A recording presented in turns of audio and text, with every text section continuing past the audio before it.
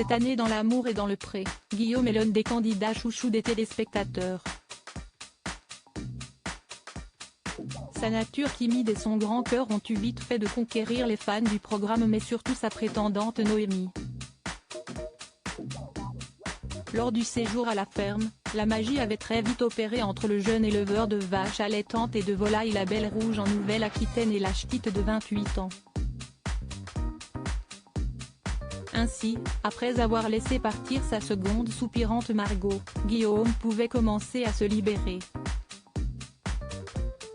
Mais l'avancée de leur relation fut pour le moins douce. En effet, très intimidé et manquant d'expérience, Guillaume a eu du mal à exprimer ses sentiments, multipliant malgré lui les maladresses.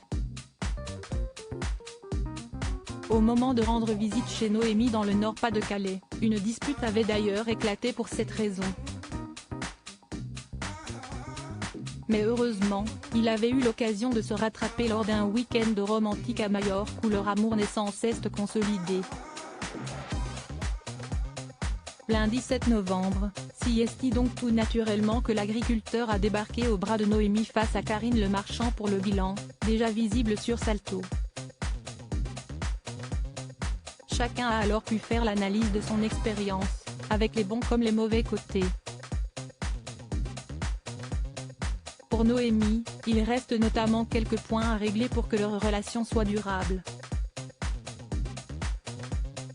J'accepte le fait que ça lui prenne plus de temps pour exprimer les choses et pour pouvoir comprendre ses sentiments, mais après il faut qu'il verbalise, je ne pourrai pas toujours être dans le don sans recevoir. S'il prend toute mon énergie et que moi je me retrouve à toujours attendre quelque chose, ce n'est pas sain, a-t-elle confié. Ainsi, la belle brune qui a rencontré des problèmes de poids dans le passé attend de son chéri qu'il prenne plus confiance en lui. Ça se passe bien, mais il y a encore des maladresses de parole, il n'est pas des plus délicats, mais ça se corrige, ça ira, reste-t-elle néanmoins optimiste. Un work in progress qui ne les empêche pas d'avoir des projets, dont celui d'aménager ensemble. Avec son travail, je sais qu'elle ne peut pas partir du jour au lendemain, mais dans un an peut-être qu'elle sera chez moi, espère Guillaume, lequel rêve également de fonder une famille mais avant tout de se marier.